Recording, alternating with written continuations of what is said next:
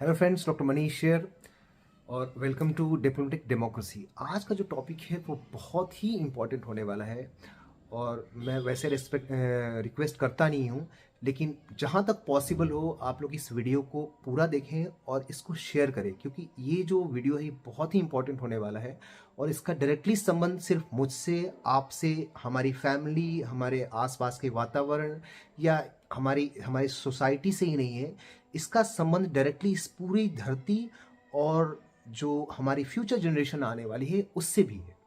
देखिए, एक नोटिस आई है department of health and family welfare से और उसने ये बोला है, वो जो नोटिस है वो ये पूछता है सारे स्टेक होल्डर से जो भी मेडिसिन से रिलेटेड हैं कि आपको, स्पेशली डॉक्टर्स की मैं बात करूं, जो डॉक्टर्स के हमारे पास आई हैं या हमारे ऑर्गेनाइजेशन के पास आई है। एक तो आईएमए है जो नॉर्मली डॉक्टर्स को रिप्रेजेंट करता है और दूसरा हर जो डॉक्टर होता है उनका एक अपना स्पेशलाइजेशन के हिसाब से एक ऑर्गेनाइजेशन होता है। जैसे जो मेरा ऑर्गेनाइजेशन है वो association of oral and maxillofacial surgeons of India है। तो सारे जो ऑर्गेनाइजेशन है उनको नोटिसेज आई हैं कि आप लोग जो दवाएं प्रिस्क्राइब करते हैं, मेरी बात ध्यान से सुनिएगा, आप लोग जो दवाएं प्रिस्क्राइब करते हैं उनका रैशनल आपको देना पड़ेगा, मतलब उसका कारण बताना पड़ेगा। स्पेशली जो एंटीबायोटिक्स के टर्म में आई है बात कि आप लोग जो एंटीबायोटिक्स लिखते हैं उसका रैशनल बताना पड़ेगा कि आप लोग ने ये एंटीबायोटिक क्यों लिखी है, मतलब इसका जस्टिफिकेशन क्या है, या दूसरे टर्म में ये बोले तो डायग्नोसिस क्या है आपका, क्योंकि डायग्नोसिस इटसेल्फ बताया था कि ये डायग्नोसिस है तो ये दवा चलेगी, इटसेल्फ कंफर्मेटरी बात है। अब ये प्रॉब्लम हम लोग डिस्कस करेंगे, प्रॉब्लम क्या है और प्रॉब्लम क्यों आई। देखिए, इसका बड़ा कारण क्या है कि हमारी जो सोसाइटी है उसमें एंटीबायोटिक्स का जो इस्तेमाल है वो बहुत ही इरेशनल है। मतलब एक तो डॉक्टर्स हैं जो लिखते हैं, तो सामान्यतः जो डॉक्टर्स लिखते हैं उसका एक रैशनैलिटी होता है, मैं बताऊंगा क्यों। दूसरा जो सबसे मेन प्रॉब्लम क्या है कि हमारी जो दवाएं हैं वो ओवर द काउंटर बिकती है, स्पेशली एंटीबायोटिक्स। ऐसी कोई बोलता है अरे थोड़ा पेट दर्द करा भाई, दो दवा दे दीजिएगा, या थोड़ा लूज मोशन हो रहा है कोई दवा दे दीजिएगा, वो ओवर द काउंटर वाला दे देता है। या और भी एक बड़ी प्रॉब्लम क्या है कि हमारी जो सोसाइटी है वहाँ क्वैक्स बहुत है, आरएमपी या ऐसे लोग जो ट्रेंड नहीं है और उनको दवा की रैशनैलिटी का, यानी दवा जो एंटीबायोटिक्स जो देते हैं वो कब देनी चाहिए, किस डिजीज में कौन सी एंटीबायोटिक देनी चाहिए, किस एंटीबायोटिक्स का डोज क्या है और उसका प्रॉपर ड्यूरेशन क्या है। जब भी एंटीबायोटिक हम देते हैं तो उसका एक प्रॉपर डोज होता है और हर बीमारी के लिए अलग अलग ड्यूरेशन भी होता है और एक ही एंटीबायोटिक अलग अलग बीमारी में अलग अलग डोजेज फॉर्म में और अलग अलग ड्यूरेशन तक चलाई जाती है। तो ये एक बहुत ही टेक्निकल सब्जेक्ट है।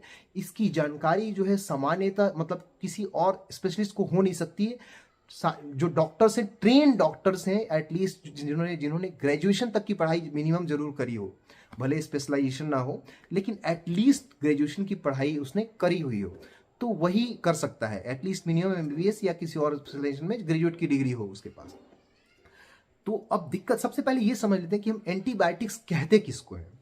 देखिए, एंटीबायोटिक्स जो होता है ये बहुत ही ब्रॉड और थोड़ा वेग सा टर्म है।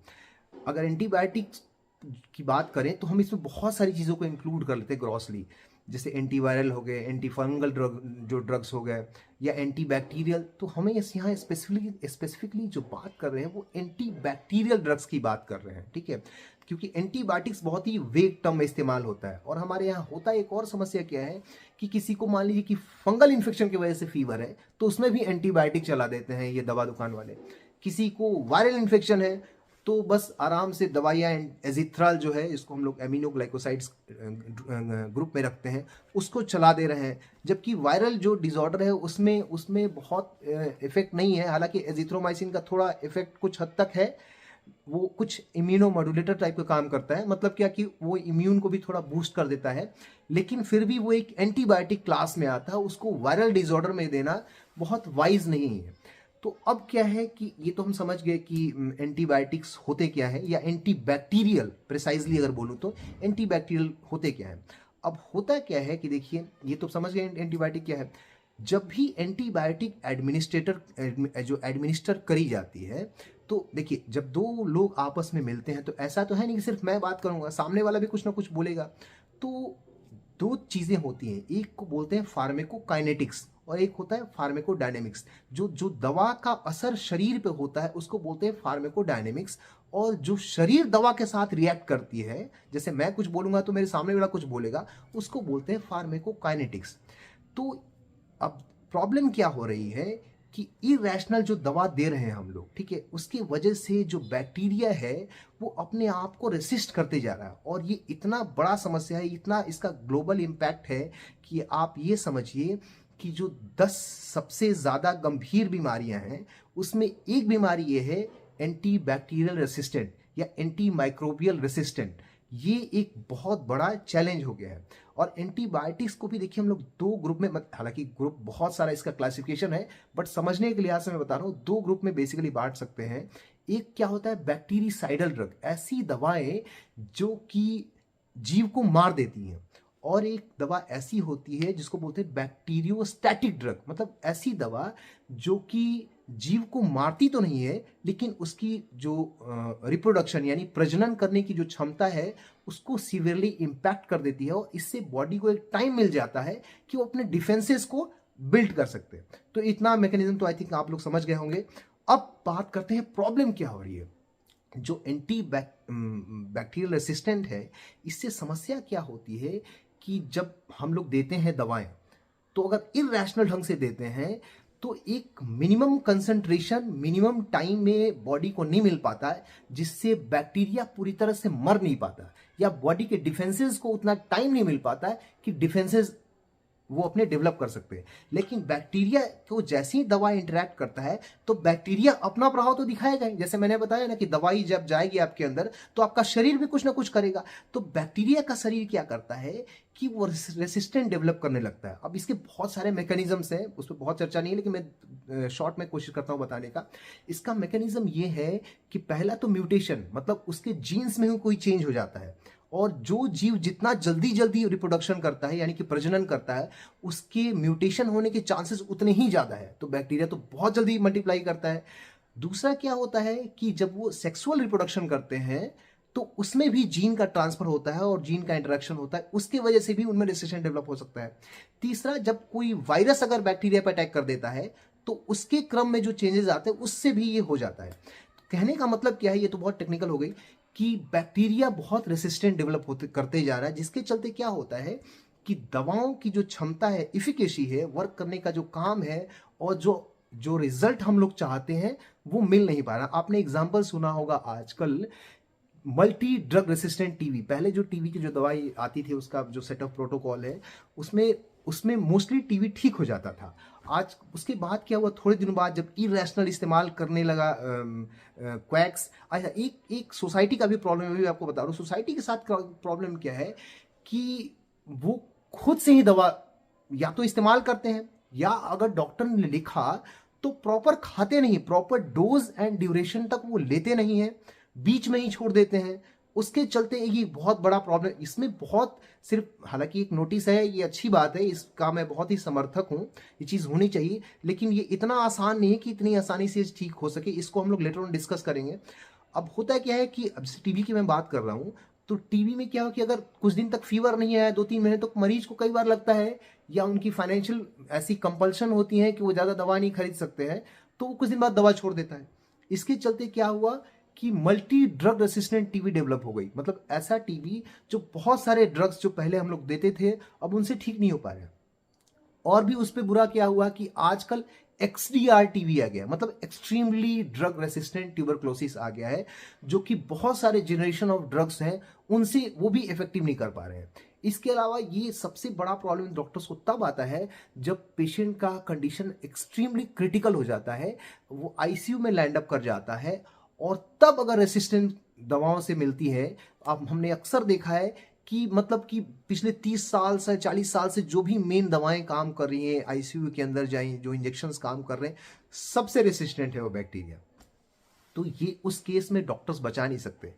प्रॉब्लम क्या हो रही है साइंटिफिक कम्युनिटी को, देखिए एंटीबायोटिक्स को बनाना ये बहुत ही लेंदी प्रोसेस है, स्पेशली नया एंटीबायोटिक डिजाइन और फॉर्मुलेट करना। Minimum it takes 10 to 20 years। आपको 10 से 20 साल लग जाते हैं एक नया फॉर्मुलेशन बनाने में। और जिस हिसाब से इंडिया में और ये जो साउथ एशिया का पार्ट है जहाँ बहुत ही हेवी पॉपुलेशन है, जिस हिसाब से दवा का इरेशनल इस्तेमाल हो रहा है, इससे बहुत ही वाइड स्प्रेड जो है ये जो रेसिस्टेंस का जो प्रॉब्लम है ये बढ़ते जा रहा है। तो इसी को बोलते हैं एंटी माइक्रोबियल रेसिस्टेंस। जहाँ तक मुझे लगता है अभी तक आप लोग को समझ में आ गया। अब बात करते हैं प्रॉब्लम्स की। प्रॉब्लम इनॉर्मस है। देखिए, डॉक्टर्स जो दवाएं देते हैं इसका दो तरीका इस्तेमाल करते हैं। एक क्या होता है, उसको बोलते हैं इंपीरिकल फॉर्मूला। अगर मैंने आपको कोई दवा दी तो ऑब्वियसली कुछ सोच के ही दिया होगा। तो मैं कैसे ये कंक्लूजन पे पहुंचा कि इस बीमारी में ये दवा देनी चाहिए। एक क्या होता है, एक्सपीरियंस होता है। जैसे आपसे मैंने बहुत सारे सवाल पूछे, आपने उसके बहुत सारे जवाब दिए, तो उससे मुझे आइडिया मिल गया कि अच्छा लगता है कि ये बीमारी होगी। हालांकि मैंने कोई इन्वेस्टिगेशन प्रॉपर नहीं करा है। एंटीबायोटिक सिलेक्शन, देखिए एंटीबायोटिक सिलेक्शन का एक प्रॉपर इन्वेस्टिगेशन होता है, जिससे उसको हम लोग ड्रग सेंसिटिविटी टेस्ट बोलते हैं। क्या बोलते हैं? Drug sensitivity test. तो उससे पता चल जाता है कि ये जो दवाई है, ये जो अभी प्रॉब्लम है मेरे सामने जो पेशेंट बैठा हुआ, इसमें सबसे ज़्यादा इफेक्टिव है। लेकिन क्या होता है कि बहुत सारे लोग हैं जो ये टेस्ट कराना नहीं चाहते। इसकी वजह से क्या होता है कि डॉक्टर्स को अपने एक्सपीरियंस पर रिलाई करना पड़ता है। यानी वो एम्पिरिकल रूप में देता है, उसको आइडिया है कि आप क्या बोल रहे हैं और उसको ऑलमोस्ट डायग्नोसिस पहुंच गया कि इस डायग्नोसिस में ये चूंकि ऑलरेडी टेक्स्ट में या बुक्स में लिखा हुआ है कि ये बीमारी है, इसमें ये दवा देनी है, तो वो इस आधार पे दवा प्रिस्क्रिप्शन करते हैं। तो उसमें बहुत बड़ी समस्या नहीं है सामान्य रूप से। समस्या सबसे बड़ी कहाँ पे है कि वैसे लोग हमारे हेल्थ सिस्टम में बहुत ज़्यादा हैं जो कि क्या करते हैं, जो कि क्वैक्स हैं या ओवर द काउंटर। देखिए यूएस में क्या है, अभी मेरे साथ एक इंसिडेंट हुआ, ये थोड़े दिनों पहले की बात है। मेरे भाई का एक फ्रेंड है जो कि यूएस में काम करता है, उसके कान क्या है कि कुछ दर्द होता है, तो उसको हम लोग बोलते हैं एंटीरियर डिस्प्लेसमेंट ऑफ डिस्क, मतलब उसके डिस्क में यहाँ पे कोई दिक्कत है। अब क्या हो रहा है कि वहां पे उसको मैक्सिलोफेशियल सर्जन मिला नहीं है अभी तक, ठीक है। अब वो एक जनरल प्रैक्टिशनर से दिखा रहे हैं, बट आप वहां पे जैसे मैंने उनको दवाई बताई कि आप ये दवा ले सकते हैं, पहली तो वो दवा मिलती नहीं है, दूसरी विदाउट प्रेस्क्रिप्शन वहां दवा आपको मिल ही नहीं सकती है, ये रूल ही नहीं है। आपको नॉर्मल पैरास्टामोल वगैरह मिल जाएगी, बट एंटीबायोटिक्स जिसको एंटी माइक्रोबियल्स या एंटी बैक्टीरियल की बात करें तो ऐसे मिलती नहीं है। हमारे यहाँ क्या है कि कोई भी दवा ले सकता है। अब इससे समस्या क्या हो रही है कि बैक्टीरिया रेसिस्ट कर रहा है। उसके अलावा क्या हो रहा है, हमारे यहाँ जो वेस्ट डिस्पोजल है दवाओं का, ये भी एक बहुत बड़ा प्रॉब्लम है। अब जो दवाएं एंटीबायोटिक्स से वैसे ही पानी मिल रही हैं, खेतों में मिल रही है, खाद भी मिल रही है, तो ये क्या हो रहा है, ये पूरा हमारा जो जो खाद्य प्रणाली है, जैसे कि पेड़ पौधे कोई जीव खाया, फिर उस जीव को कोई और जीव खाए, जिसको खाद्य श्रृंखला हम लोग बोलते हैं, वो उस पूरा फूड चेन में घुस गया है। आप समझ रहे हैं ये प्रॉब्लम। और जैसे जैसे आप हायर लेवल पे होते हैं खाने के, जैसे मान लीजिए कि पेड़ पौधा होगा, उसको गाय बकरी ने खाया या किसी जीव ने खाया, उसको फिर उसके ऊपर का जो टर्मिनल है जैसे शेर बाघ चीता या जो भी खाया, तो जैसे जैसे ये खाद्य श्रृंखला के आप ऊपर के लेवल के होते जाते हैं, आप में दवाओं का जो कंसंट्रेशन है वो बढ़ता जाता है। तो ये एक और गंभीर समस्या है। इसलिए सरकार का ये डिसीजन बहुत ही इंपॉर्टेंट है कि आप दवा का, सबसे पहले तो मैं ये बोलना चाहूँ, देखिए बहुत सारी प्रॉब्लम क्या है कि हमारा हेल्थ स्ट्रक्चर ही ऐसा है। अब डिस्ट्रिक्ट लेवल के हॉस्पिटल में आज भी सारे डिपार्टमेंट के स्पेशलिस्ट ही नहीं है। आप समझ रहे हैं, मेडिसिन के जो डॉक्टर्स हैं उन पे इतना ओवर क्राउड, एक दिन में 300-300 पेशेंट देख रहे हैं, तो वो क्या रैशनैलिटी रख पाएगा बेचारा। मतलब साइंटिफिक रूप से तो वो एग्जामिन ही नहीं कर पाएगा डॉक्टर, क्योंकि एक पेशेंट को एग्जामिन करने के लिए आपको मिनिमम 20 to 30 मिनट चाहिए। तो वो कितने पेशेंट देख पाएगा। इंडिया का तो कल्चर ही अलग है। लेकिन इतना जरूर कर सकते हैं कि आप एटलीस्ट अपने सुरक्षा के लिए और अपने आसपास इस चीज को प्रमोट करिए कि प्लीज आप लोग over the counter at least antibiotics तो बिल्कुल भी ना लें, या अगर लेते हैं मतलब और भी दवा कुछ, तो प्रेफर करिए कि आप अपने डॉक्टर के सलाह से ही लेंगे। अब दूसरा प्रॉब्लम एक और है, यहाँ एक और प्रॉब्लम है। देखिए मैं ये डॉक्टर्स को डिफेंड नहीं करना चाहूंगा, बिल्कुल भी नहीं, इसलिए नहीं कि मैं डॉक्टर हूं तो मैं डॉक्टर को डिफेंड करता फिरूं हर जगह। प्रॉब्लम कहाँ होती है, डॉक्टर्स के पार्ट से। देखिए हमारा जो बिजनेस है, देखिए आप मानिए ना मानिए, करप्शन हर जगह घुस चुका है, बिल्कुल ही घुस चुका। आप मतलब कि मैं बताऊंगा तो आपको शर्म आ जाएगी। अब समस्या क्या है कि दवा की कंपनीज हैं।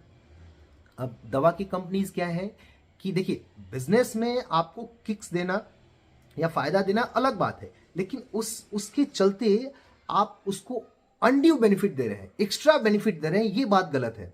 अब होता क्या है कि बहुत सारे केसेस में डॉक्टर्स मैंने देखा है, मतलब इनडिस्क्रिमिनेटली दवा लिखते हैं। जिसको दवा मान लीजिए 1 या 2 एंटीबायोटिक की ज़रूरत है, आईसीयू में लैंड अप कर गया, आपको मुझे पता है कि उसकी उतनी दवा की रिक्वायरमेंट नहीं है, लेकिन आप पर्सनल लालच में बहुत ज़्यादा, मतलब कि जिसका कोई मतलब नहीं है, उसके किडनी को फेल करने वाली ये चीज़ बात हो जाएगी, वो दवा लिख रहे हैं। तो ये पॉइंट तो मतलब कि ऐसा है कि इसको डॉक्टर्स पे आपको, ये सेल्फ रेगुलेटरी पॉइंट है, इसको बहुत मुश्किल है चेक करना।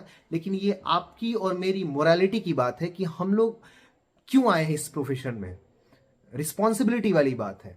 तो ये प्रॉब्लम डॉक्टर्स के साइड भी है कि कई बार वो जानबूझ के, या कई बार क्या होता है कि ऐसा होता है कि उनको चाहिए पेशेंट को बहुत जल्दी रिलीफ, तो कई बार इंपेरिकल रूप से, मतलब कि विदाउट प्रॉपर इन्वेस्टिगेशन क्या होता है कि हम लोग बहुत सारी दवाएं लिख देते हैं ताकि पेशेंट जल्दी ठीक हो जाए।